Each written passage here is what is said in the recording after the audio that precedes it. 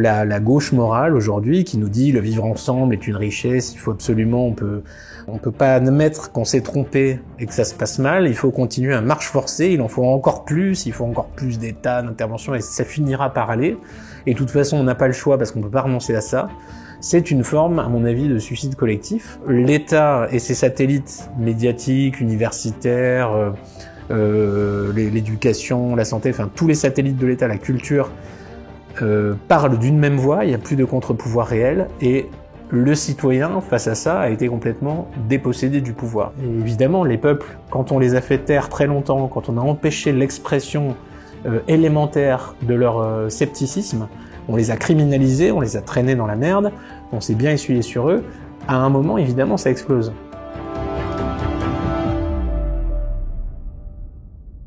Bonjour Laurent Berton. Bonjour. Merci d'avoir accepté notre invitation. Alors je rappelle à nos auditeurs que vous êtes romancier et essayiste. Vous êtes notamment l'auteur de La France Orange Mécanique et de la trilogie Guérilla. Il y a quelques semaines, vous avez publié un nouveau livre intitulé Guerre, un combat dont vous êtes enfin le héros, aux éditions Magnus. Un essai en forme de manuel de survie dans lequel vous faites le constat des maux qui accablent notre société, tout en proposant à vos lecteurs des solutions pour quitter la servitude et reprendre le contrôle de leur vie. Alors le titre de votre livre rappelle un peu les propos d'Emmanuel Macron pendant la crise sanitaire, quand il avait déclaré « Nous sommes en guerre ». Pourquoi serions-nous en guerre aujourd'hui? Contre quoi ou contre qui? Alors, lui, c'était en guerre contre le nez qui coule. Là, c'est un peu différent. C'est plutôt contre le cerveau qui coule par le nez. C'est d'abord contre nous-mêmes, finalement, parce que je sais qu'on passe beaucoup de temps à critiquer, moi le premier, la classe politique et l'actualité et tout ce qu'on voit, ce spectacle un peu fou. On y consacre beaucoup d'énergie et malheureusement, on oublie de se demander ce qu'on fait pour en sortir concrètement.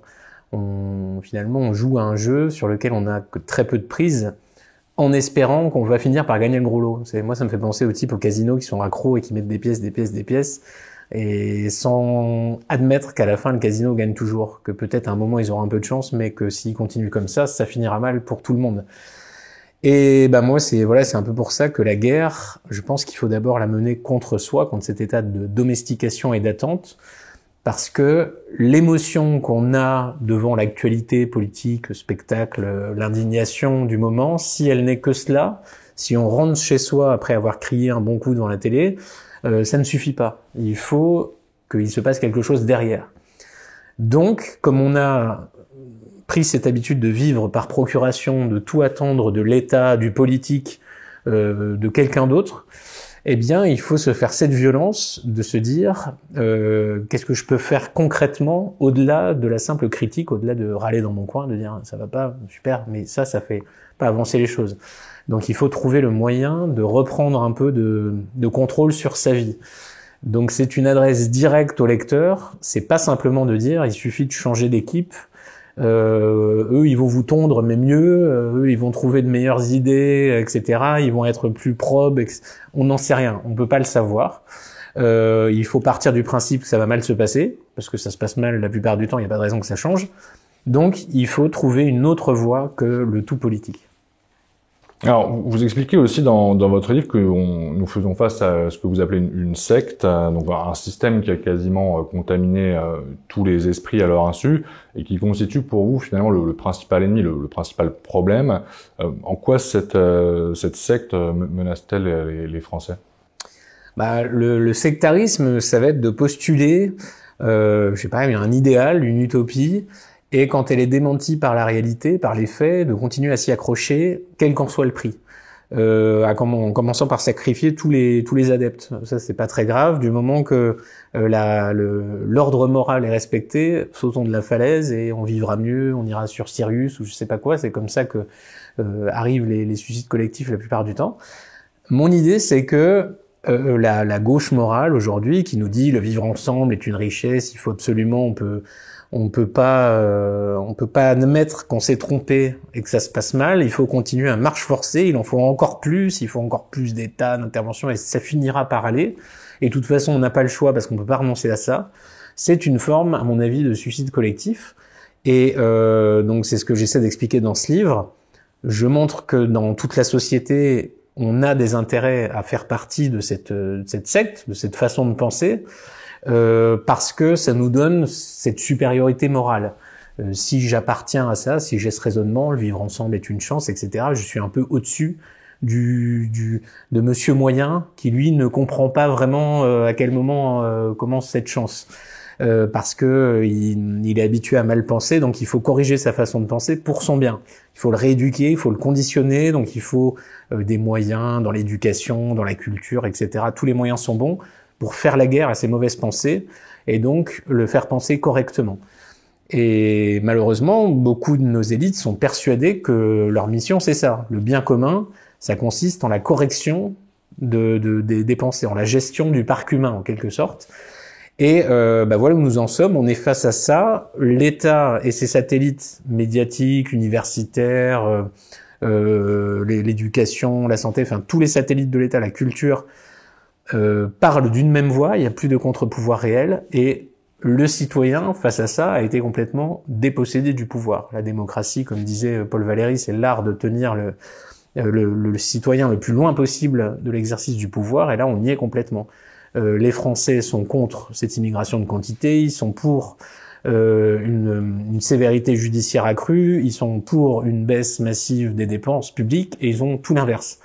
Et on leur propose seulement de changer d'équipe, mais pas de changer de direction. Oui, parce que c'est ce que vous dites dans votre livre, d'ailleurs, c'est qu'effectivement, vous parlez des dernières élections législatives, et vous expliquez que voter ne suffit pas, que finalement tout espoir électoral est illusoire, et que la politique ne va pas nous sauver. Pourquoi pour vous les élections et la politique ne sont pas une solution viable pour faire bouger les lignes finalement?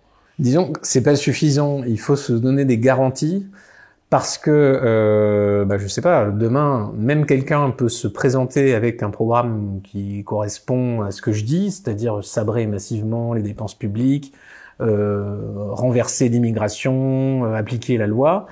Mais une fois au pouvoir, j'ai pas les moyens d'obtenir de ce pouvoir des garanties. Je lui donne les clés, je lui confie les clés de mon existence et je me contente de ça.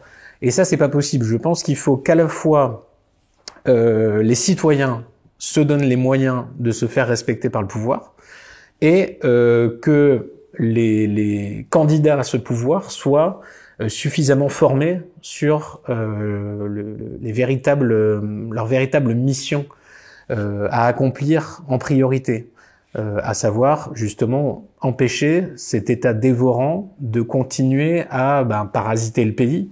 C'est ce qu'il fait, il nous prend 1 euro sur 2 pour des services toujours plus nombreux, toujours plus coûteux et de moins en moins efficaces, et il asphyxie totalement la vie économique de ce pays. Et il nous impose en plus l'immigration, la faillite régalienne sur la sécurité, mais il défend sévèrement son monopole, c'est-à-dire si vous dites puisque l'État n'assure plus ma sécurité, je vais le faire, l'État là par contre va se retourner contre vous, puisqu'il tient à ses prérogatives. Donc il nous met en danger, il est devenu objectivement notre ennemi. Et il faut avoir en tête cette réalité plutôt qu'espérer que simplement changer le chef machiniste va changer la situation. D'autant que c'est ce que vous disiez aussi dans votre livre Game Over, finalement, c'est que vous expliquez déjà que les hommes politiques, en réalité, ceux qui arrivent en haut de l'affiche, ils sont en quelque sorte, ils se distinguent en fait par leur machiavélisme, en quelque sorte, leur narcissisme et puis leur capacité aussi à tromper l'opinion. C'est un concours de psychopathes, il faut être honnête. La politique aujourd'hui, si vous voulez déjà parvenir à la tête d'un parti politique, il faut que vous soyez absolument sans pitié, avec un jeu d'alliances terrifiant, de trahison, de tout ce que l'être humain a de plus vil, de mensonges. Parce que la politique, c'est ça, il faut séduire, donc il faut mentir. C'est le côté le moins noble de la prostitution. Et on peut promettre l'argent des autres, ça aussi c'est complètement fou, mais de dire vous inquiétez pas, si vous dépendez de moi, on va prendre plus d'argent à celui-là pour vous donner. C'est littéralement, on vous dit, on va arracher le collier de cette dame et on va vous le donner parce que on appelle ça la redistribution des richesses. Donc c'est une gigantesque entreprise de vol. Il y a beaucoup de clientélisme. Qu'on vend aux enchères, c'est ça, on vend aux enchères la cohésion de la société. Donc c'est aberrant, il faut évidemment sortir de ce tout politique. Et ce qui fait énormément de mal à la France, hein. Encore une fois, ces fameux débats politiques ne sont que cela, ne sont que des concours communautaires, et c'est éminemment nocif. Donc c'est pour ça qu'il faut réduire considérablement le champ du pouvoir politique, qui fait bien plus de mal que de bien. D'autant que vous dites que finalement aussi, tous les partis, quasiment, malgré des différences sur la forme ou sur le fond, ils font allégeance à cette secte, à ce système que vous décrivez, et ils défendent en fait les mêmes intérêts. Ils sont avant tout mus par la préservation de leur rente et de leurs privilèges. Une fois qu'en plus, mettons que ces gens se battent toute leur vie pour accéder au pouvoir suprême, évidemment, une fois qu'ils vont l'avoir, ils vont pas le saborder. Ils veulent au contraire l'étendre au maximum. Et c'est pas machiavélique au sens où la machine, tout le monde en fait partie, tout le monde y trouve son intérêt, mais il n'y a pas de gourou suprême. C'est que chacun se dit, je sais pas, vous êtes nommé ministre de la Culture, vous n'allez pas dire, il faut supprimer mon ministère qui ne sert à rien. Il faut rendre la liberté aux Français. Non, ça n'arrive jamais. Le ministre de la Culture va dire que c'est très important, il faut plus de crédit parce que voilà, on va je sais pas, faire des manifestations dans les écoles, je sais pas quel truc, toujours avec l'argent des autres. Et tous les ministères, tous les machins créés par l'État vont faire la même chose. C'est un concours de parasites qui tant qu'il y a de l'argent à prendre, tant que la dinde se fait plumer sans trop crier, on continue. Mais évidemment, il y a une fin mathématique, c'est qu'à un moment, le poids de l'État étant tellement gros et il est tellement gourmand, et on voit bien par les débats politiques actuels que c'est quasiment impossible de lui reprendre ce qu'on lui a concédé, que la seule issue vraisemblable soit la chute de tout ce système, comme l'Argentine par exemple. Donc c'est une situation, à mon avis, dont on se rapproche à grands pas. Mais vous dites d'ailleurs finalement que vous parlez effectivement de l'élection de Javier Milei en Argentine, donc l'Argentine est dans une situation économique catastrophique. Vous dites que nous, on n'est pas suffisamment encore bas à ce niveau-là pour que les Français puissent aussi accepter un libéral à la tête de l'État, puisque vous dites que le libéralisme, c'est aussi un des principaux ennemis de ce système. Le système combat le libéralisme. Évidemment, parce que il reprend tous les pouvoirs usurpés. C'est-à-dire là, on n'a plus le droit de voler, on n'a plus le droit de distribuer des privilèges. Donc il faut, on abolit tout ça. Maintenant, démerdez-vous. C'est chacun se débrouille sans avoir la force de la loi ou de l'état de droit pour lui, pour ses petits avantages.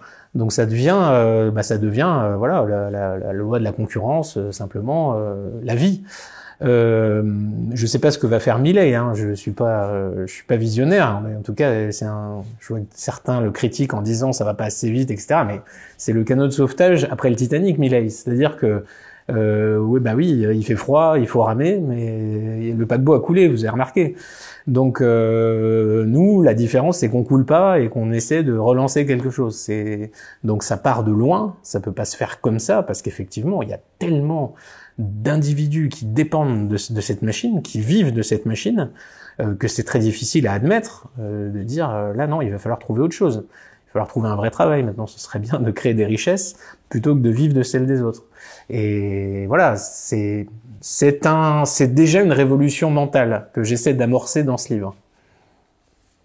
Oui, parce que vous dites que parmi les principaux dogmes aussi sur lesquels le système s'appuie, on a effectivement l'égalité, qui est un principe intouchable et qui nécessite justement la mise en place de différents mécanismes, donc des taxes et des prélèvements pour pouvoir redistribuer et corriger les disparités. Justement pour mener une politique inégalitaire. C'est ça qui est génial. Le principe d'égalité ne sert qu'à ça, qu'à avoir une politique inégalitaire, de dire toi on va te prendre plus d'argent et toi on va t'en donner plus.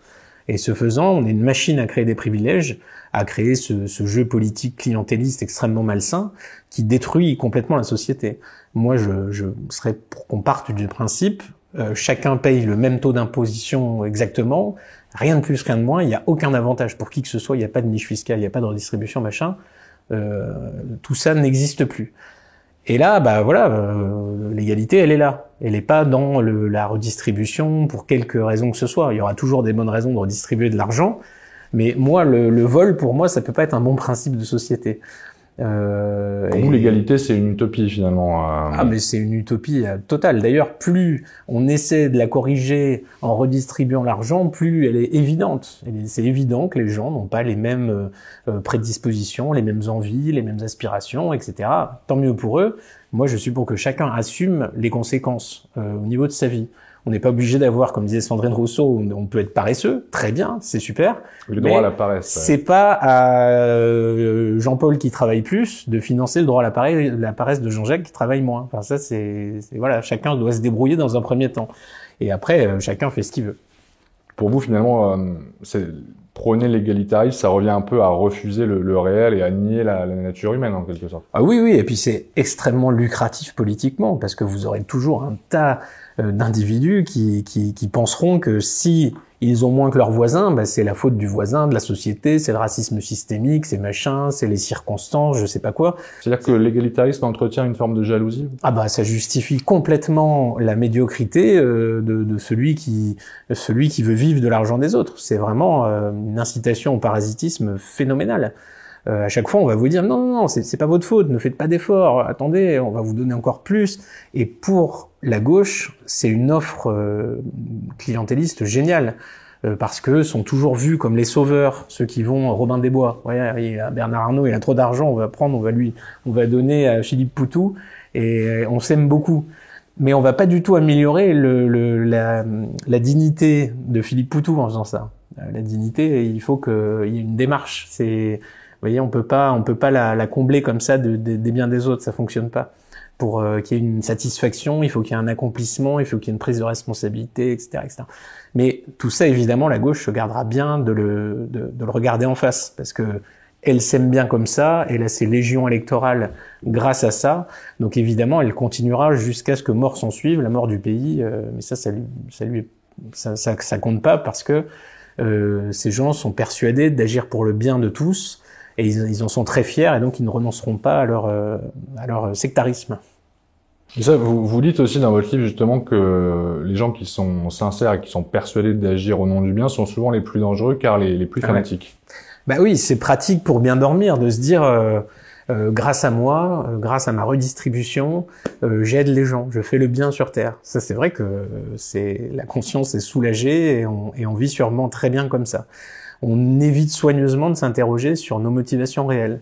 Ceux qui disent je vais sauver des migrants en Méditerranée évitent de se documenter sur le sort de ces gens, de se dire que 90% des femmes qui font ces traversées sont violées par les passeurs et par les migrants. C'est l'ONU qui a sorti un rapport là-dessus. Se disent vraiment ils rendent service à l'humanité, quitte à collaborer avec des trafiquants de chair humaine, et sans avoir la moindre idée de ce que deviendront ces gens, si c'est mieux pour eux que ce soit des assistés en France que plutôt qu'ils s'accomplissent là d'où ils viennent. Mais voilà, ça se comprend. C'est pour ça que je dis dans mon livre, il faut comprendre les motivations. Le gauchiste, il fait pas ça juste pour vous embêter. C'est que lui, il en retire un bénéfice. Les passeurs, par exemple, ils gagnent de l'argent, et Bernadette qui milite à SOS Méditerranée, elle gagne une supériorité morale. C'est la même manière de gagner de l'argent sur le trafic d'êtres humains. Et vous dites d'ailleurs finalement que le système a besoin aussi sans cesse de renouveler son idéologie. Hein. C'est une idéologie qui est mouvante, qui a plusieurs facettes, pour pouvoir préserver aussi son contrôle sur les masses, les maintenir dans une forme de sidération permanente, et pour qu'elle reste aussi suffisamment docile et malléable. Bah puis il faut renouveler un peu l'offre, parce que le communisme, on a vu que ça avait ses limites, et on s'est dit tiens, bah on va inventer le wokisme, voilà, des trucs un peu plus comme ça. Plus on va créer des minorités un peu victimes, mieux c'est pour notre offre clientéliste, pour exciter la jeunesse. On crée de la junk food intellectuelle pour les facs de sciences sociales ou les machins, ou des jeunes qui sont complètement décérébrés, qui peuvent comme ça très rapidement se sentir moralement supérieurs en se disant qu'ils font partie du bon côté de l'histoire. C'est assez facile à faire et c'est productif. Encore une fois, électoralement, on voit le succès relatif, mais quand même, de la France insoumise dans les universités françaises. Donc, il y a comme ça tout un moyen d'entretenir son vivier un peu fanatique, et il faut renouveler l'offre, il faut lui donner un caractère attractif, il faut que, je sais pas, celui qui met son petit potager sur son toit se sente le citoyen du monde parce qu'il fait une bonne action contre le réchauffement. Ça fait sourire, mais c'est comme ça que ça fonctionne. On offre un substitut identitaire à cette jeunesse qui n'en a plus. Notre identité européenne, évidemment, est très mal vu. Depuis l'épopée d'un moustachu irascible, ça n'a échappé à personne. Donc il a fallu trouver des moyens de dominer autrement. Et la domination aujourd'hui qui est bien vue, qui est admise, c'est la repentance, le petit blanc qui se flagelle, qui dit que ses ancêtres sont très mauvais, qui méritent de disparaître de la surface du globe. Là, ça va. Là, comme ça, on peut avoir les honneurs, avoir un salaire de député, LFI, enfin tous les avantages qui vont avec, la notoriété, parce que c'est, encore une fois, au nom du bien de tous. Ça, vous le pointez dans le livre, effectivement, qu'aujourd'hui, l'écologie et notamment le changement climatique, ça fait l'objet d'une instrumentalisation pour aussi entretenir la peur et puis justifier la mise en place de nouvelles règles et aussi de nouvelles taxes. Oui, et moi je dis pas que ça n'existe pas, je suis pas spécialiste du tout, mais oui, le climat change, ça paraît du domaine du possible. Il me semble qu'il a toujours changé, qu'il a déjà été beaucoup plus chaud, beaucoup plus froid, hein, très bien, et on fait ce qu'on peut pour s'y adapter. Par contre, ce que je constate, c'est que systématiquement, ce qu'on en fait, ce que par exemple le GIEC, les préconisations, machin, c'est toujours systématiquement de l'argent pour les pays du Sud, le tiers-monde, toujours plus à chaque échéance, des milliards et des milliards, on parle de centaines de milliards, je crois qu'on est à 200 ou 300 milliards, je sais plus. Les pays du Sud demandaient évidemment beaucoup plus. Donc toujours plus de taxes sur les citoyens, sur Robert, son diesel lui coûtera de plus en plus cher, etc. Et toujours plus de règles à la con, toujours plus d'éoliens, d'investissements dans les trucs comme ça, dans ces machins complètement aberrants. Donc au final, et toujours plus de gouvernance mondiale. Donc Fabius à la tête du GIEC, Ségolène Royal, enfin des types charmants qui ont déjà fait leurs preuves. On va trouver le moyen, encore une fois, d'accentuer la pression sur la population. Et là, pour le coup, c'est un réservoir qui semble fonctionner, puisque tout le monde a peur aujourd'hui de la fin du monde, de l'apocalypse écologique. Et donc, ça paraît normal qu'on fasse payer encore plus, toujours ceux qui peuvent payer, c'est un nouvel impôt en quelque sorte. Et c'est assez efficace, c'est assez bien fait. Et je pense que les citoyens adhèrent la plupart du temps, se disent ouais, le GIEC ils ont raison, mais ils se rendent pas compte qu'à chaque fois c'est pour encore leur voler un peu plus d'argent. Ouais, vous dites que finalement le communisme revient par l'écologie aujourd'hui. Ouais, bah c'est beaucoup plus, comment dire, appréciable. N'importe qui se dit ah oui, c'est pas bien de polluer, on est pour la planète, on n'a pas envie que le monde s'arrête. Donc ces gens ont raison et donc il faut concrètement plus de taxes et plus d'interdits. Et est-ce que pour vous on fait face à un nouveau phénomène totalitaire en quelque sorte aujourd'hui? Oui, parce que cette fameuse secte est internationale. On parle de plus en plus de ces organismes, GIEC, FMI et compagnie, et l'Union européenne, etc. Enfin, tout ce genre et il y a une convergence mondiale de la morale sectaire, à la fois ces causes fameuses LGBTQY, vous mettrez à jour parce que je sais plus exactement où on en est, la lutte contre le réchauffement climatique, pour les migrants, contre les inégalités, enfin voilà, la panoplie complète des causes à la mode. Et maintenant, on constate que c'est un duel entre les peuples qui sont asservis par ça, qui sont tenus très loin du pouvoir, des élites, des médias, de tout ce qui donne accès à la représentation publique, et de ces fameuses élites qui sont minoritaires mais qui asservissent les peuples, qui vivent de leurs impôts et par leur supériorité morale. Donc pour moi, c'est une sorte de match à mort entre est-ce que voilà les peuples ont encore les moyens d'échapper à leur docilité légendaire pour un peu renverser la table ou pour subir jusqu'au bout cette tyrannie qui fait d'énormes dégâts. Parce que vous parlez dans votre livre de ce que vous appelez le fascisme domestique, une sorte de fourmilière mondiale sous écran total où le pouvoir ne laisse rien à l'humain, où la gouvernance aspire toute indépendance, où liberté et divergence sont dangereuses. Oui, parce que il y a une aspiration. Moi, ce qui m'inquiète le plus, c'est pas tant l'emprise de la secte, mais que la perméabilité de la population. Il y a une volonté de céder à la domestication, au dressage. On l'a vu avec la crise du Covid. On peut me dire que c'est Macron qui a été très méchant avec ses masques et que machin. Mais non, ce sont tous les acteurs, les sous-acteurs qui ont fait du zèle, et surtout la population générale était demandait ça, voulait encore plus de contrôle, de machin, etc., de sanctions contre le voisin qui laisse jouer ses enfants dans le jardin, etc. Ça, c'est une demande générale. Et malheureusement, quand vous parlez sécurité, la population va dire il faut plus de caméras, il faut plus de contrôle, il faut voilà qu'on me flique moi aussi. Oui, mais vous avez rien fait, vous avez le droit de vivre librement. Non, mais c'est pas grave. Et on est prêt encore à abandonner ce qui nous reste de liberté très facilement. Et ça m'inquiète un peu parce que normalement la résistance, le côté réfractaire, il devrait être là, il devrait s'opposer sérieusement à ça. On devrait voir ce qui est en train de se passer, à quel point on est en train de se faire plumer, dépouiller de notre pays, à quel point ce pays ne ressemble plus à grand chose. Et au lieu de ça, on est toujours dans cette logique d'attente d'un nouveau maître qui sera meilleur, qui sera encore plus total que les autres. Et voilà, donc ça c'est assez préoccupant. S'il y a cette domestication et ce dressage, c'est aussi parce qu'on y est réceptif. Et vous pensez d'ailleurs qu'on pourrait, dans quelques années, éventuellement avoir un système qui ressemblerait à celui qui est en vigueur en Chine, hein, de crédit social justement, qui repose aussi sur de la surveillance algorithmique. Enfin, c'est quelque chose qu'on pourrait voir dans quelques années justement en Europe pour vous? Bah, on l'est déjà quasiment. Hein, quand on entend dire que, je sais pas, des activistes se font virer de leur banque parce qu'ils n'ont pas les bonnes idées, des choses comme ça, et que ça n'a pas l'air de déranger grand monde. Bah, on est déjà dans un système qui, moi, me paraît complètement fou. On est obligé, en plus, d'avoir recours à ces banques. En fait, c'est ça, on nous a imposé tellement de choses, retiré tellement de choix de vie possibles. Vous êtes obligé d'avoir votre sécu, vous êtes obligé d'avoir tout petit à petit, et finalement, vous n'avez plus aucune autonomie individuelle.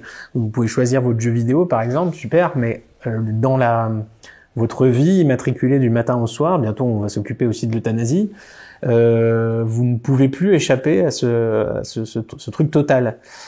Moralement, les Français râlent beaucoup, ils se plaignent sur les réseaux sociaux, etc. Mais dans la vraie vie, le gap est encore extrêmement grand. Moi, ils vont souvent me reprocher de pas en dire assez, de pas aller assez loin, etc. Alors que eux, dans toute leur vie, peut-être que quand il y a eu l'occasion, une fois, la machine à laver, la machine à café, d'avoir une opinion à la limite, encore très inférieure à ce qu'ils pensaient, mais quand même, où ils auraient pu manifester une opposition à la morale toute puissante de la secte, ils ne l'ont pas fait. Et ils savent très bien ce que je veux dire, et tous les jours c'est comme ça, donc quelque part on est tous comptables de ce qui se passe. Parce que on n'ose pas dans la vraie vie se confronter à ça, qui est pourtant rien d'extraordinaire, mais si on a peur de ça, si on a peur des indignés, des cheveux bleus et des Aymeric Caron, ça c'est sûr qu'on n'ira pas très loin. Il faut retrouver un peu le sens des responsabilités. Oui, vous dites qu'il est dangereux finalement de rompre aussi avec ce système, et quand vous vous opposez à la doxa, en fait vous risquez alors au mieux d'être effectivement tourné en ridicule, affublé d'épithètes pas très flatteurs, mais vous pouvez aussi être condamné à une forme de mort professionnelle et sociale. Vous prenez l'exemple d'ailleurs de Margaret Stern et Dora Muto. Ah bah oui, si vous déviez, c'est toute la force de la secte, elle est là. Si sa force de chantage, donc d'excommunication, c'est ce qui nous fait le plus peur en tant que créature domestique, c'est l'abandon, parce qu'un petit chien abandonné, il meurt. Et ben nous, c'est pareil, on a cette peur. Si le groupe nous abandonnait avant, dans notre passé, les âges glaciaires, c'était la même chose. Donc on est tétanisé par ça, donc on adopte des jugements conformistes et qu'on suppose attendus par le groupe. Et le jugement attendu, bah c'est le truc lénifiant, la diversité est une chance, etc. L'immigration est une richesse, tous les voilà ce que pourrait dire, je sais pas, Greta Thunberg, voilà. Et il faut apprendre à le répéter dans les milieux importants. Et plus les milieux sociaux sont importants, plus il y a un conformisme fort. C'est-à-dire plus les individus sont hauts, plus ils sont aliénés par le raisonnement sectaire. Même si ils pensent autrement, ils se seront habitués à énoncer les raisonnements attendus, conformistes. Puis plus ils ont quelque chose à perdre aussi. Voilà, c'est ça. Ils ont misé gros pour arriver là où ils sont, donc ils peuvent tomber de haut et se faire mal. Quand vous êtes tout en bas de l'échelle, comme Robert à son bistrot, vous pouvez dire n'importe quoi, tout le monde s'en fout. Vous n'allez pas tomber plus bas que ce que vous êtes déjà. Vous n'avez rien à perdre. C'est pour ça que ça fonctionne très bien, ce système. C'est que si vous voulez monter, donc si vous voulez être audible, il faut sacrifier, il faut jouer le jeu, il faut beaucoup d'investissement. Et vous, comme c'est humain, vous n'avez pas envie de tout perdre d'un coup, vous n'avez pas envie d'être viré de votre banque, de vous faire jeter par vos amis, etc. Eh ben vous mettez de l'eau dans votre vin, et à force de mettre de l'eau dans le vin, il n'y a plus beaucoup de vin, il y a énormément d'eau. Vous parlez aussi des relais d'ailleurs sur lesquels le système s'appuie justement pour véhiculer son idéologie et contraindre les âmes, et notamment technologie audiovisuelle et médias de masse. Comment les médias justement participent à cette négation du réel que vous dénoncez? Il suffit de marteler en permanence des messages qui sont typiquement des délires idéologiques. Alors moi de mon époque, c'était l'insécurité n'existe pas, c'est un sentiment. Voilà. Maintenant, oui, ça existe, mais attention, nous avons d'excellentes explications sociologiques. Et là, vous avez un sociologue en chemise à fleurs qui va venir vous expliquer que c'est la précarité, que c'est le mal logement. Donc il faut plus de moyens, plus d'aide, plus de machin, plus de crédit. Vous en sortez jamais.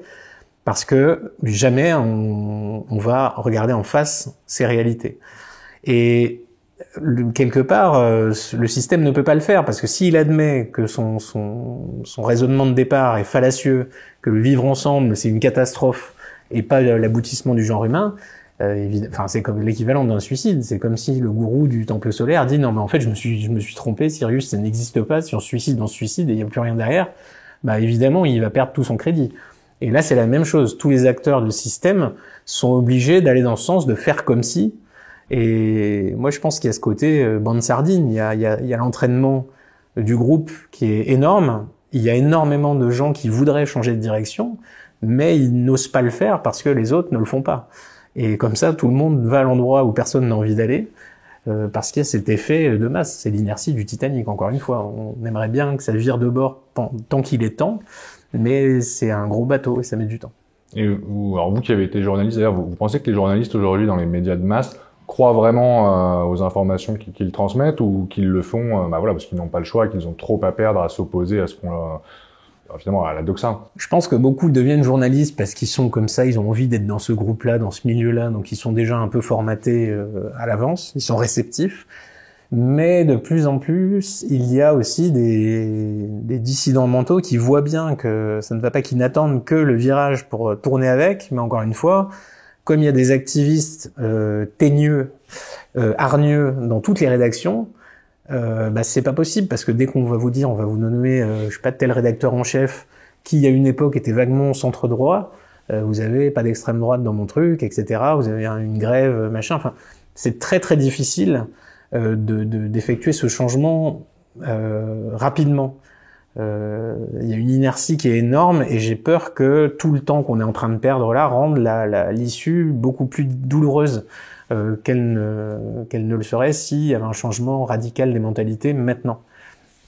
Oui, puisque vous dites dans le livre que finalement ce système il a tendance à aller naturellement toujours plus à gauche. Oui. Et donc c'est vrai que ce qui était considéré peut-être comme de centre droit hier, aujourd'hui il va être considéré de droite, voire d'extrême droite. C'est ça. Encore une fois, tout repose sur ce chantage à l'extrême droite. Et le problème, pour le coup, de la secte, c'est qu'elle a tellement eu recours à ça, qu'à partir du moment où, je sais pas, vous avez un Wauquiez qui est un fasciste, ou un Ruffin même, ça rend ridicule, ça épuise en fait cet unique argument, cet ultime argument. Et le problème, encore une fois, c'est qu'elle ne peut pas, elle n'a pas une vision stratégique d'ensemble, puisqu'il y a les activistes qui vont toujours essayer d'aller encore plus loin, qui trouvent toujours que très à gauche c'est pas assez, donc il faut aller plus loin. Et c'est pour ça qu'il y a cette rupture aussi un peu violente entre l'activisme, je sais pas, il faut que tous les enfants choisissent leur sexe, etc., et Robert qui, jusqu'à il y a 5 ans de ça, il savait pas que la transsexualité existait. Il pensait qu'on s'amusait à faire ça, mais il savait pas que c'était un problème de société. Et donc, il y a un peu cette guerre, ce choc des mondes permanent Et plus le balancier va dans un sens, plus il a de bonnes chances de revenir dans l'autre sens vigoureusement. Donc, mais ça, encore une fois, jusqu'où il va aller et quand l'effet d'arrêt va se produire, c'est difficile à imaginer. Oui, parce que vous dites que finalement, ce système, il est aussi, même s'il a des moyens colossaux à sa disposition, financiers, médiatiques, vous dites qu'il a aussi des failles et que finalement, le réel commence petit à petit à s'imposer et que certains dogmes, finalement, sont de plus en plus difficiles à maintenir. Et puis, il y a une forme de résistance un peu mondiale avec les réseaux sociaux, notamment. Et comme on est confronté partout au même problème, au même délire sectaire et à la même frustration populaire, il y a cette espèce d'union internationale des réprouvés. Les Allemands aujourd'hui pensent vivent la même chose que nous, les Anglais aussi, les Américains aussi, et on peut faire le tour de la planète, on trouvera un peu partout cette espèce de confrontation. Donc ça, quelque part, ça permet un éveil rapide et un changement, une reconquête des esprits rapide. Encore une fois, comment se traduira-t-elle politiquement? Est-ce que ce sera progressif et pas douloureux, ou est-ce que ce sera violent, ou ça, c'est très difficile à prédire.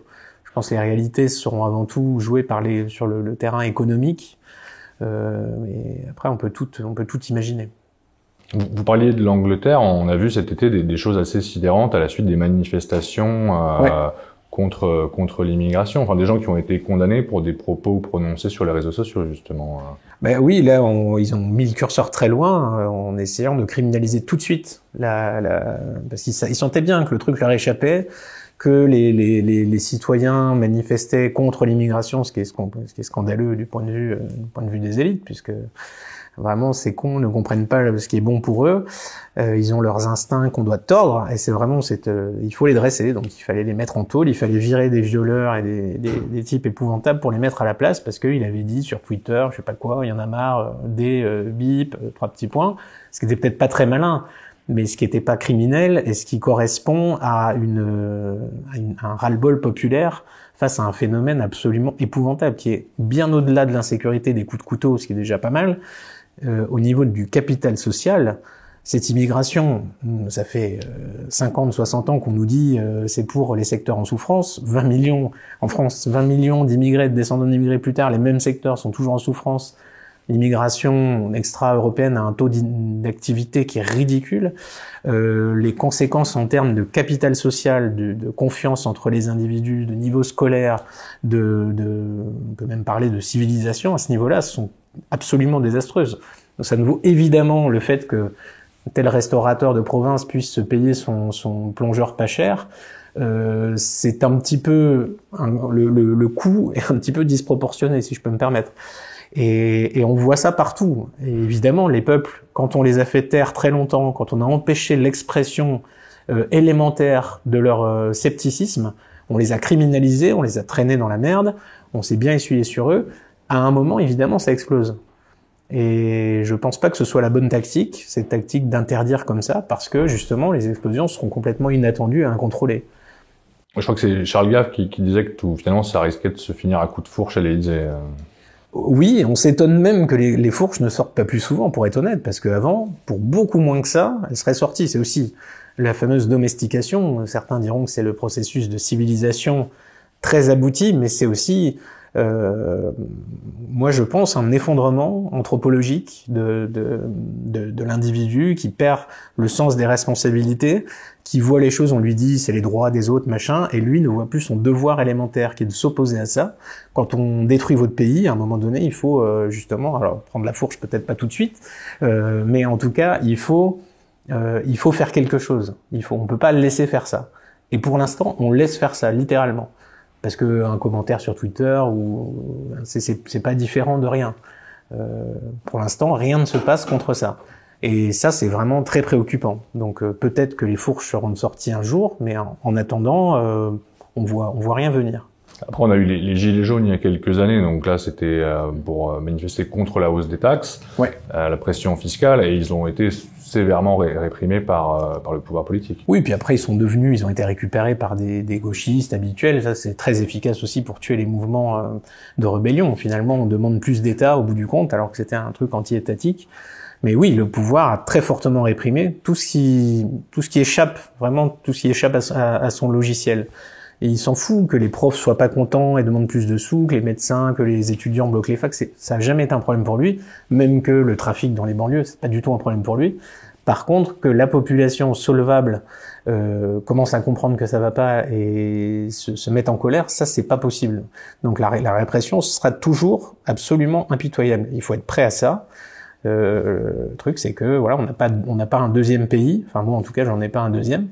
Donc on fait le choix. Soit on continue à se soumettre à ça en se disant tant pis parce que c'est trop risqué de s'opposer à ça. Soit on trouve une solution alternative. C'est-à-dire que le pouvoir finalement laisse faire les manifestations qui ne remettent pas fondamentalement en cause le système, et par contre là il réprime sévèrement celles qui pourraient faire vaciller finalement les bases de son emprise. Oui, parce que les manifestations habituelles, la rentrée sociale, tous ces trucs-là, les Français qui gueulent, les Français qui cassent des trucs, c'est toujours pour demander plus d'État. Soit les cheminots qui font grève, ils demandent des privilèges en plus, les retraités, n'importe quel manifestant ou exigence en France se traduit par ça, c'est-à-dire je veux plus pour ma gueule. Et le jour où il y a la compréhension qu'il y a un problème, que cet État est un énorme voleur et qu'il faut qu'on consent plus à l'impôt. On n'a jamais consenti, mais là on consent vraiment moins que jamais. J'ai entendu dire que vous ne consentiez pas à payer le salaire de Léa Salamé, par exemple. Oui, c'est un bon exemple. Ben voilà, si vous pensez que vous êtes libre, posez-vous cette question. Est-ce que vous avez la liberté de ne pas payer le salaire de Léa Salamé ? Non. Donc, on vit dans la pire des tyrannies, en plus avec ce côté extrêmement absurde de payer des salaires de personnes comme ça. Mais en tout cas, voilà, il faut avoir ça en tête, et il faut bien comprendre que les manifestations habituelles ne font que renforcer l'État. Si on demande plus d'État, ça lui va très bien. Il est très content de ça. Il va céder, évidemment, parce que c'est pas son argent, c'est le nôtre. Et quand on a l'argent de quelqu'un d'autre, c'est beaucoup plus facile de le donner. Hein. C'est pas un problème. Ils le font très bien, ça leur pose pas de problème. Un auteur de romans érotiques a pu dépenser plus de 1000 milliards d'euros qui étaient à nous, voilà, et ne pas avoir aucun problème et faire des cours en Suisse et avoir une très belle fin de vie sans jamais être jugé pour un tel crime. Mais parce que le Français est habitué, il trouve que c'est normal. Pour lui, c'est légal, donc c'est normal. Vous pensez qu'il devrait y avoir justement des sanctions vraiment importantes Vous parliez de Bruno Le Maire, effectivement, et des 1000 milliards de dettes. J'ai calculé dans mon livre, s'il fait la plonge, le temps qu'il lui faut pour rembourser ça, je crois que j'arrivais à 82 millions d'années, sans les intérêts. Non, mais pour bien quand même qu'on se rende compte que voilà, ces gens-là, ils sont formés pour ça, pour en gros se partager le butin. Oui, il a lu, je sais même pas quelle formation il a. Je préfère pas savoir. Il a fait normal sup. Voilà, et en tout cas, ces gens-là se partagent le butin avec un contrôle. Enfin, c'est ridicule. De temps en temps, il y a un Cahuzac qui va tomber parce qu'il a voulu en faire trop, mais il suffit de rester dans la légalité. Vous pouvez voler en toute quiétude, vous pouvez recaser n'importe qui, n'importe où, vous pouvez... ces gens font vraiment ce qu'ils veulent. Et c'est absolument terrifiant. Et ça, c'est légal. C'est encore une fois ça qui est génial, c'est que Bruno Le Maire n'a sûrement pas enfreint la loi. Il a dépensé 1000 milliards, il a jeté ça n'importe où, mais c'est comme ça que ça marche. Et ça, c'est pas possible. Il faut mettre cet État hors d'état de nuire. Il peut plus faire ce qu'il veut de notre argent, il peut plus prendre 1 euro sur 2, il faut imaginer. La protection sociale aujourd'hui, il y a 25 millions de travailleurs privés dans ce pays, en tout, les indépendants compris. Ça fait, j'avais calculé que c'était 35 000 euros par an de protection sociale, par personne. 4 000 euros de dette en plus à payer, parce que les intérêts de la dette. Et donc imaginez qu'après les types ils vont se faire soigner parce que je sais pas, ils ont un Panari et ils disent tu te rends compte, c'est trop bien, j'ai rien payé. T'as rien payé, mais t'as déjà payé 10 fois ton truc, tu vas encore le payer 100 fois. Enfin, il faut avoir conscience que ce que l'État nous prend n'a aucun rapport avec les services qui nous rend. Ça coûte beaucoup trop cher. Tout se perd dans ces dédales administratifs absurdes. Et c'est pour ça que l'économie du pays est complètement asphyxiée. Ça sert à rien de demander du pouvoir d'achat s'il n'y a pas d'activité, il n'y a pas de croissance, il n'y a pas de pouvoir d'achat. C'est la merde. Et ça va être encore pire. Oui, il y a un paradoxe, effectivement, parce qu'on est le pays qui a la plus grosse pression fiscale et en même temps, les services publics se détériorent aussi. Puis les taux de croissance sont extrêmement faibles année après année. Bah oui, fatalement, parce que si on pense qu'on va acheter de la croissance avec l'argent public, on se plante. On ne fait qu'handicaper l'économie au maximum. Mais encore une fois, ce discours politique, tant qu'il est payant, tant qu'on dit il faut faire payer les riches, parce que Bernard Arnault, il a, je sais pas, Philippe Poutou disait, il a plein de milliards parce il compte il additionne le coût, la valeur des sociétés, ce qui est un truc complètement insensé aussi, en disant il est dans le pourcent le plus riche, donc il me doit donner de l'argent. C'est comme si moi je me disais, dans mon village, le boulanger, techniquement, son commerce vaut, je sais pas, 1,5 million, c'est beaucoup plus que ce que j'ai moi. Et je pourrais dire, le boulanger, il est dans le 1% du village, il devrait me donner au moins 10 000 balles. Ce serait la redistribution des richesses. Oui, il me doit quelque chose. Voilà, c'est exactement la même manière de penser. Cette vieille dame avec son beau collier en or, elle devrait le donner à Mamadou parce que c'est la redistribution des richesses. Voilà. Donc pourquoi pas? C'est une façon de voir la société, mais moi je pense vraiment que c'est pas une bonne idée, c'est pas un bon fonctionnement. Et si Poutou veut faire du pain ou comme Bernard Arnault, il a qu'à le faire, personne ne l'en empêche. Et après, il redistribuera. Vous dites d'ailleurs dans votre livre que résister commence toujours par soi et que la guerre la plus véritable et vénérable est celle que l'on mène chaque jour contre soi. Oui, parce que toujours pareil, ce principe de responsabilité, la critique en général, la vie politique française se résume à critiquer ceux qui sont aux affaires ou qui pourraient l'être, ou en tout cas à dire du mal des autres, et ce qui est un biais humain très normal, et à ne pas voir ce que soi on peut faire. On imagine que, je sais pas qui sera le prochain Premier ministre, mais que cette personne aura une incidence sur notre vie très importante et que c'est lui qui va nous sauver, sans voir que non, on peut encore, malgré le poids tentaculaire de l'État et tout ce qui va avec, on peut encore faire des choses dans notre coin qui sont beaucoup plus satisfaisantes, plutôt que de perdre notre temps à commenter toute cette actualité. Et donc c'est toute une discipline de vie, toute une manière de repenser les choses pour déjà mentalement préparer l'étape d'après, la rupture, la prise d'indépendance et de liberté par rapport à cette machine.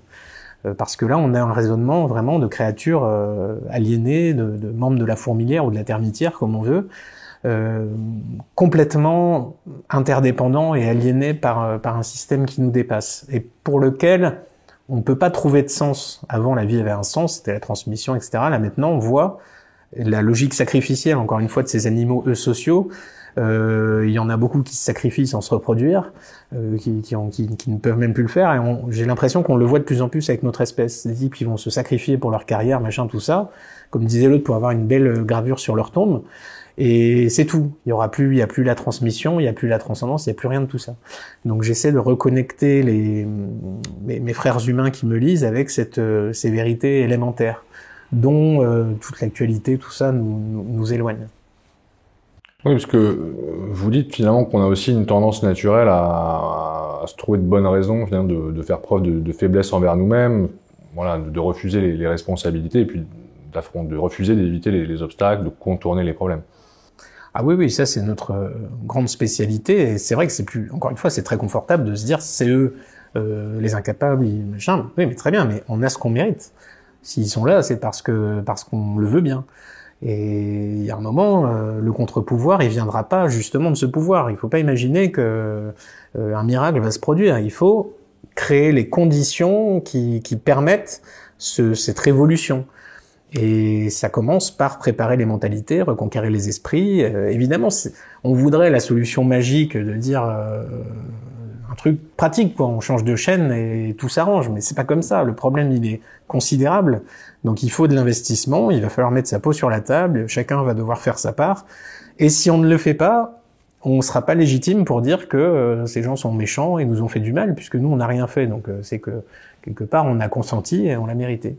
Et vous militez aussi pour rétablir le goût du risque, hein, donc vous estimez qu'il s'est complètement perdu aujourd'hui. Ben oui, non mais la vie, c'est la prise de risque, c'est même essentiel. Il faut qu'on vive des épreuves, qu'on ait des emmerdes pour avancer.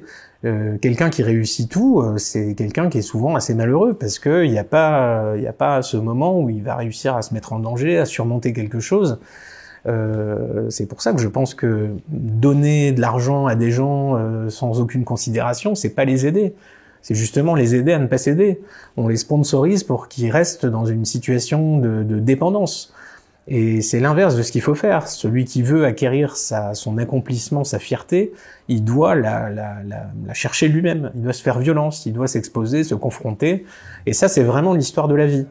Les espèces évoluent comme ça, parce qu'elles sont confrontées à des situations difficiles. Nous, on est devenus intelligents parce qu'on a eu les glaciations, parce qu'on a eu des périodes absolument redoutables, extrêmement sévères.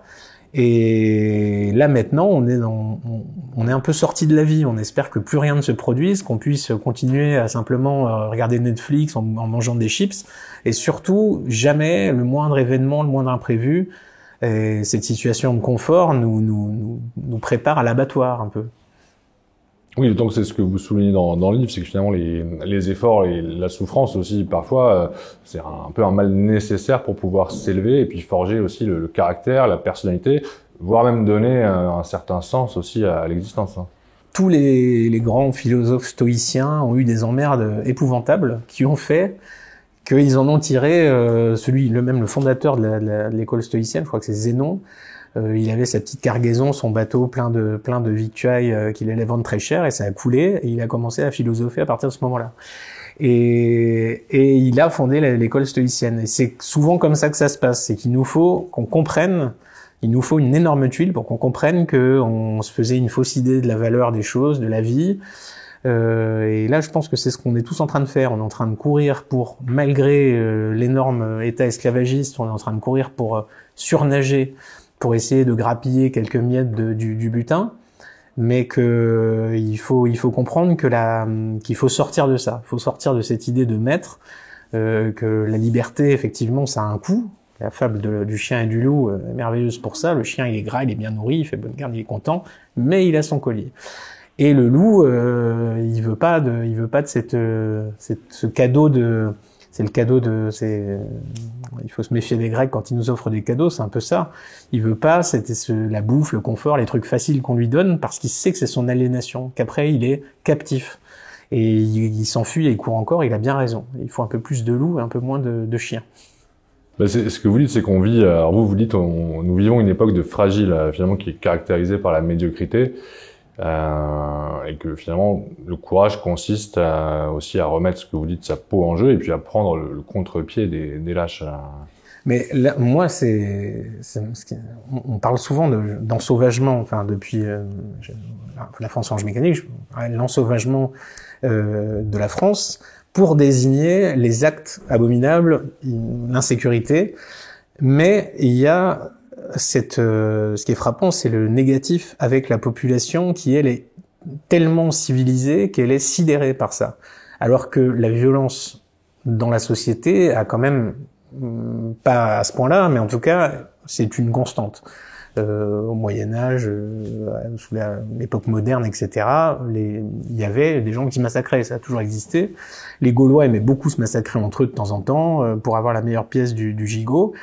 Et c'était normal. Et si quelqu'un se comportait de manière aberrante, je peux vous dire qu'il n'y avait pas police secours, on n'attendait pas l'intervention d'un sociologue. Le problème était réglé rapidement. Et là maintenant, cette fragilité de la population fait qu'il y a cette délégation, cette attente totale, état des solutions, d'insertion. Il faut même plus le punir parce que c'est déjà trop. Il faut trouver un moyen de le rendre apte à la vie en société, etc. On est vraiment parti dans autre chose. Et c'est aussi pour ça qu'on est un peu sorti de l'existence. L'existence, malheureusement, c'est comme ça en tout cas.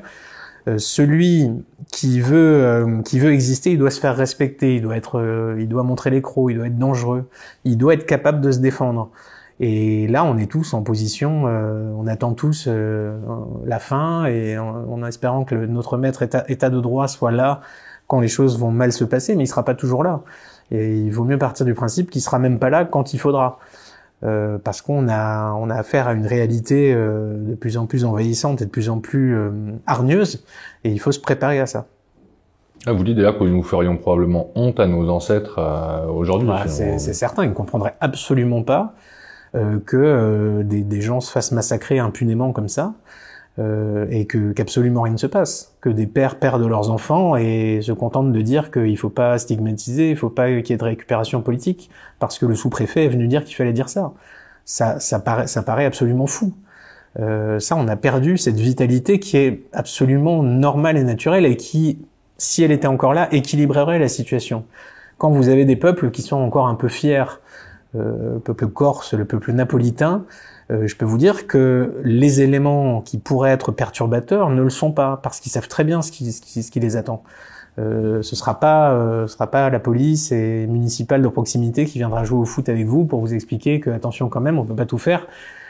Il y aura une réponse immédiate. Donc quand il y a un prix à payer, il y a une hésitation. Et comme il n'y a plus de prix à payer, c'est open bar, on peut taper dans la basse-cour, les Français ils sont complètement amorphes, ils font rien, et c'est pas possible. Et vous écrivez aussi d'ailleurs dans votre livre que chacun doit tendre vers Michel-Ange et Solzhenitsyn, donc c'est peut-être un peu ambitieux, mais et d'ailleurs votre livre fait aussi un petit peu écho à ce discours de Solzhenitsyn assez célèbre en 78, je crois, à Harvard, le déclin du courage, dans lequel il dénonçait justement le déclin du courage dans la couche intellectuelle dominante et puis dans la couche aussi, la couche dirigeante. Si c'est humainement possible, il n'y a rien d'assez ambitieux. C'est plus Sénèque qui disait ça, je crois, pour nous rappeler qu'il n'y a pas de raison, qu'on admire ces mecs-là, mais ils se sont donné les moyens de devenir ce qu'ils ont été. Ils ont fait preuve de résilience et on doit, à minima, en faire preuve aussi. Je dis pas que tout le monde peut être un héros, mais ne serait-ce que ne pas parler contre soi à la machine à café, ce serait un bon début. Et avoir valeur d'exemple est très important de nos jours, parce que ça a cette force d'entraînement. Les autres se disent ah oui, lui il a pas peur. Il suffit souvent d'une seule voix pour libérer beaucoup d'autres. C'est pour ça que le gouvernement est terrifié par cette fameuse libération de la parole. Ça inquiète beaucoup les médias du service public. La libération de la parole, c'est une chose extrêmement grave parce que ça augure la libération des pensées, ce qui veut bien dire qu'on vit dans un système concentrationnaire, en tout cas sur l'aspect mental, qu'il y a des interdits, qu'il y a des limites. Et une fois qu'on se sera débarrassé de ça, les gourous seront à poil. Mais il faut avoir ce courage de dire, voilà, de briser les murs, même s'ils sont mentaux. Puisque la liberté d'expression, ça permet aussi aux malpensants d'exprimer leurs opinions. Ah oui, bah bien sûr. C'est pour ça que, ce combat pour la liberté d'expression est leur plus grand combat, parce que si on est à armes égales, ils savent très bien qu'ils perdent. C'est pour ça que ils voudront interdire par tous les moyens qu'on puisse exprimer notre pensée. L'accès aux faits, l'accès des faits à un plateau de télévision à une heure de grande écoute, c'est un scandale. CNews, c'est un scandale parce qu'ils parlent un petit peu de l'insécurité de temps en temps, et c'est pas du tout admissible. Parce que comme tout repose sur le mensonge, la vérité, elle fait trop mal. Elle est insupportable. Donc il faut la corriger, il faut la socialiser, il faut lui donner un enrobage qui soit acceptable. Vous pensez qu'on va vers une censure accrue, que ce soit les réseaux sociaux ou la liberté d'expression en général? C'est le rêve de cette secte, mais c'est difficile. C'est difficile parce qu'ils s'y prennent très tardivement, que maintenant il y a beaucoup de fuites.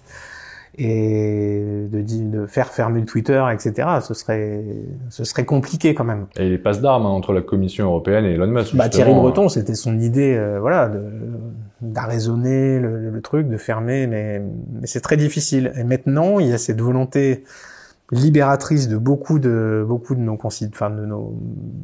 nos semblables, de libérer les choses et de plus revenir en arrière. Donc ça va être compliqué. C'est vraiment un combat de tous les instants. Moi, je suis plutôt optimiste. Je pense que les choses vont dans le bon sens, que la reconquête des esprits, le réarmement des pensées est en cours. Mais faut que ça aille vite, parce que plus on attend, encore une fois, plus ce sera difficile de rattraper les dégâts qui ont été commis. Et alors, vous parlez un petit peu de votre parcours aussi dans votre livre. Donc, vous êtes fait connaître en 2013 avec la parution de La France Orange Mécanique. Vous avez commencé votre carrière en tant que journaliste. Pourquoi vous avez décidé de sortir du système, finalement de quitter une situation, j'imagine, qui était stable et peut-être avec un certain confort, pour plonger dans l'inconnu? Qu'est-ce qui vous a fait quitter la secte, entre guillemets? J'ai compris assez tôt, je pense, que si je voulais dire certaines vérités, il fallait que je quitte le navire, parce que sinon c'était pas possible. Et j'ai dû me dire que plus j'allais sacrifier mon temps, plus j'allais investir dans dans la recherche d'une carrière, je sais pas, pour avoir une bonne place, etc., moins je pourrais justement dire certaines vérités. Donc autant j'étais Robert dans mon PMU, j'avais pas encore grand chose à perdre, autant saboter le navire tout de suite, donc il n'était pas encore trop gros, ça fait pas trop de dégâts. Et comme ça, je trouve ma voie alternative dès le début. Et écrivain, c'est génial parce que à peu près personne ne nous emmerde. En tout cas, pour l'instant, mes livres sont pas interdits. J'espère que ça va durer. Mais en tant que vous êtes les journalistes, croient naïvement souvent parfois qu'ils vont pouvoir changer leur média, mais non, c'est le média qui les change. Ils se conforment à cet environnement et ils finissent tous par dire ce qu'ils n'ont pas envie de dire. Et ils savent très bien que les choses importantes, ils ne les disent pas, et que les choses nulles et mensongères, ils vont les recracher. C'est comme ça. Ils se sont conformés à ça, et à partir, encore une fois, si vous avez accepté ça au début, vous l'accepterez de plus en plus. Et il n'y aura pas de sortie miraculeuse à la fin. Vous allez jusqu'au bout, vous serez dans votre vie parallèle, mais jamais du bon côté. Donc autant prendre les devants tout de suite et en sortir. Ça vous est arrivé justement de devoir relayer ou ne pas relayer certaines informations quand vous étiez journaliste? Oui, je me souviens de débats parce que moi je pensais qu'il fallait que j'ai pas peur de la vérité, je pensais qu'il fallait que les informations soient données systématiquement. Tel fait divers, l'individu était comme ça, et le décrire, et de dire, pas mettre la petite astérisque avec prénom d'emprunt en disant on sait pas exactement qui c'est, et on donnera pas plus d'informations. Je trouvais que c'était vraiment aberrant. Et je me souviens de débats comme ça, où les autres étaient acharnés en disant non, c'est pas une information, faut pas faire ça, sinon c'est le jeu de machin. Ça, c'est pas un problème, on s'en fout. Si la vérité fait le jeu de quelqu'un, c'est quelqu'un d'autre que vous, c'est peut-être que vous êtes un petit peu engagé sur la voie du mensonge, faites attention.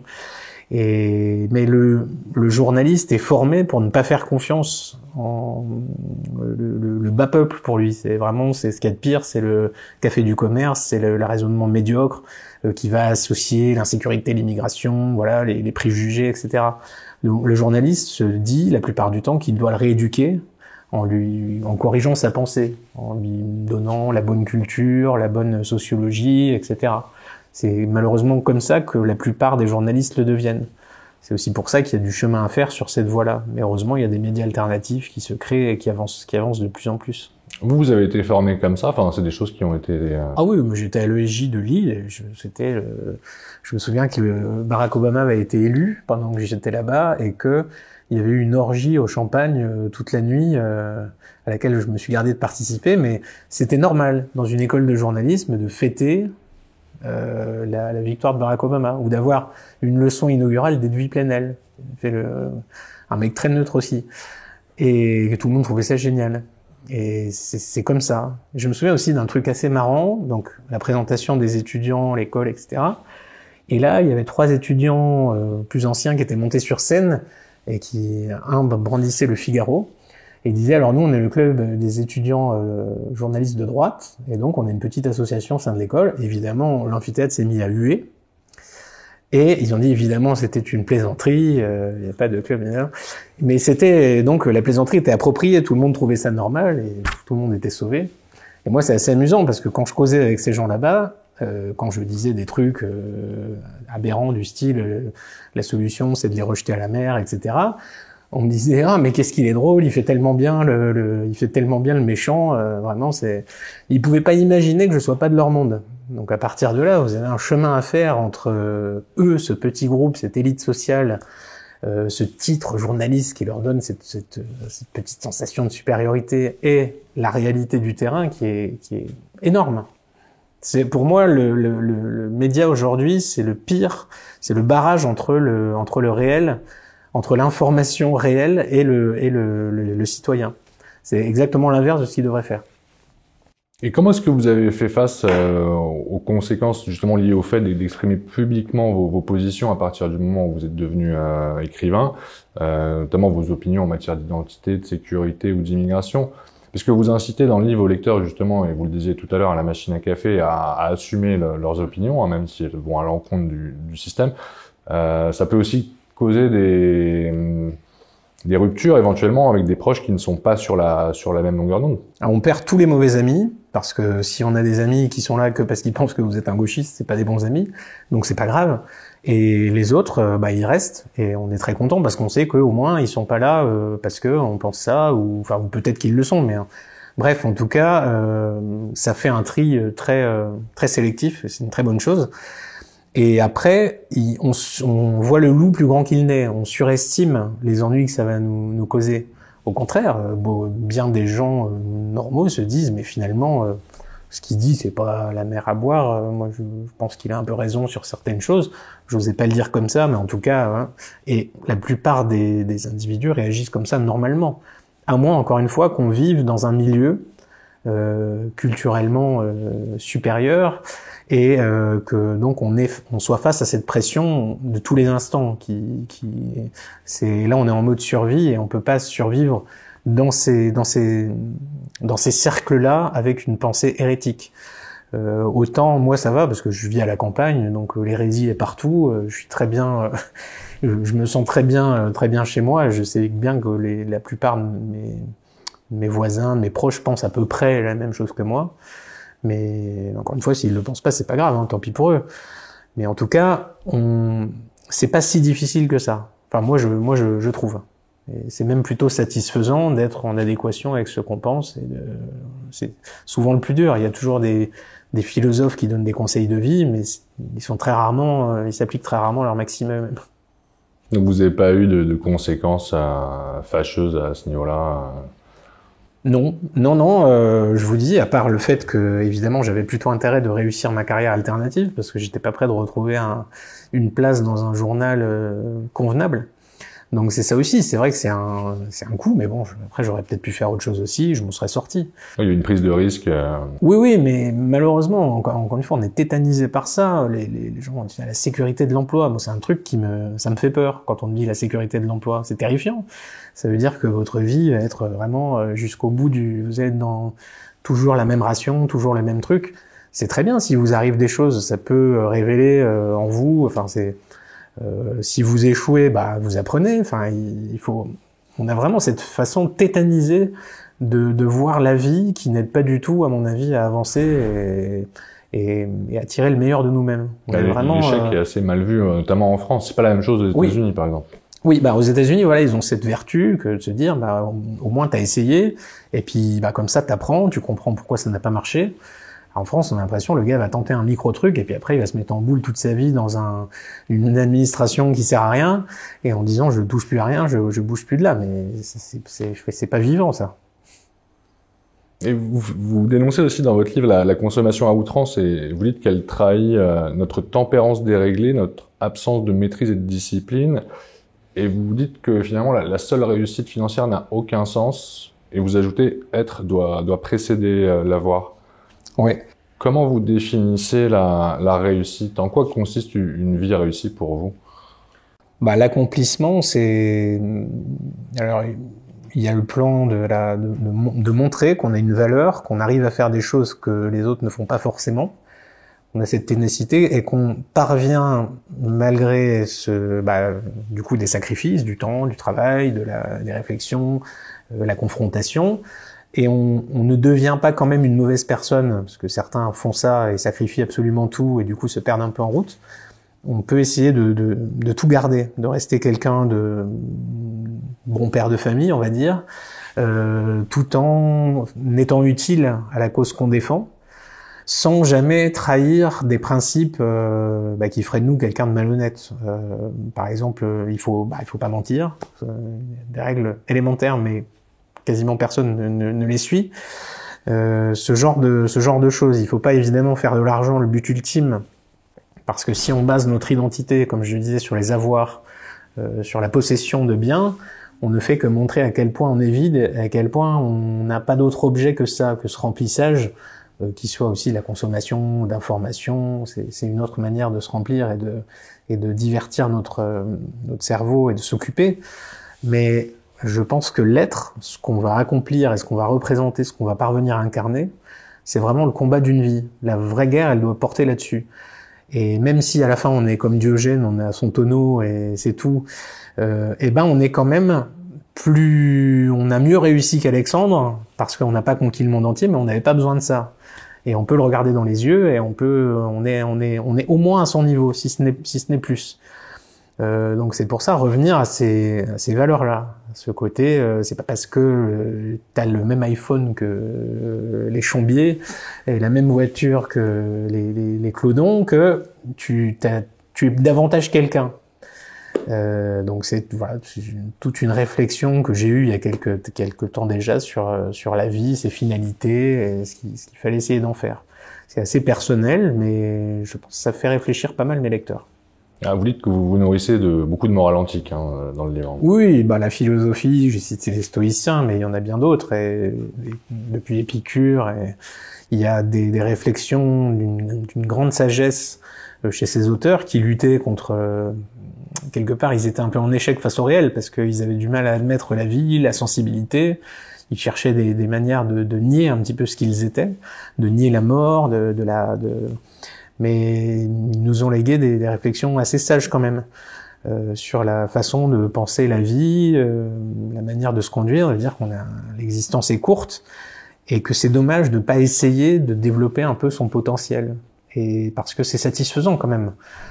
Quand on arrive à faire des choses que d'autres n'arrivent pas à faire, on se dit j'ai au moins réussi ça, j'ai créé cette petite chose. Il y a un peu de vanité aussi là-dedans, mais on est fait pour ça, on est fait pour rechercher ce pouvoir. Et c'est une manière, la création, c'est une manière de dominer qui n'est pas coercitive, qui n'est pas négative. C'est pas comme celui qui va être administrateur et qui va avoir des pouvoirs d'emmerder les autres en disant il faut mettre un masque, machin, il faut le formulaire, des trucs. Ça, c'est des moyens coercitifs de dominer en restreignant la liberté des autres. Moi, je pense qu'un moyen de dominer honorable, c'est d'exister intellectuellement sans contraindre qui que ce soit à quoi que ce soit. Vous dites d'ailleurs dans le livre que le plus grand pouvoir, c'est le pouvoir qu'on a sur soi, et que c'est avant tout se dominer soi-même qui nous rend aussi...